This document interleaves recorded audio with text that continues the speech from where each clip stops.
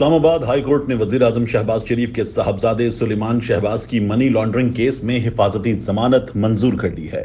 Chief justice اسلام آباد high court justice عامر فاروق نے سلیمان شہباز کی درخواست پر سماعت کی۔ سلیمان شہباز اور ان کے وکیل امجد پرویز عدالت میں پیش ہوئے۔ دوران سماعت چیف جسٹس اسلام آباد ہائی کورٹ نے سوال کیا کہ کس عدالت میں پیش ہونا ہے۔ امجد پرویز ایڈوکیٹ نے کہا کہ اسپیشل جج سینٹرل لاہور کی عدالت میں پیش ہونا چاہتے ہیں۔ درخواست گزار نے بتایا کہ 2018 میں بیرون ملک گیا اور 2020 میں مقدمہ بنایا گیا۔ منی لانڈرنگ کیس میں FIA کا کوئی کال اپ نوٹس نہیں ملا۔ عدالت نے اشتہاری قرار دینے کی کارروائی بھی غیر حاضری میں ہی کی۔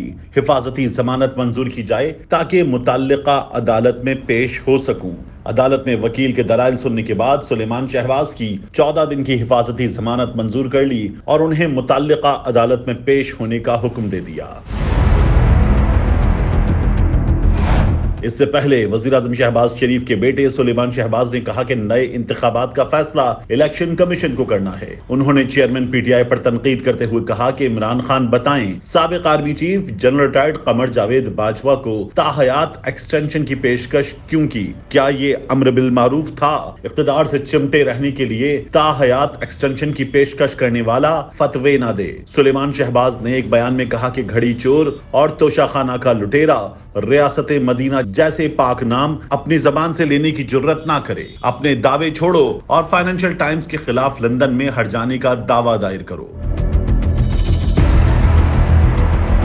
یاد رہے کہ سلیمان شہباز 4 سال کی خود ساختہ جلا وطنی کے بعد 2 روز پہلے وطن پہنچے۔ سلیمان شہباز سعودی ایئر لائنز کی پرواز SV726 کے ذریعے جدہ سے اسلام آباد پہنچے اور وہاں سے لاہور روانہ ہوئے۔ گھر پہنچنے پر وزیر اعظم شہباز شریف نے بیٹے کا پھولوں کے ہار پہنا کر استقبال کیا۔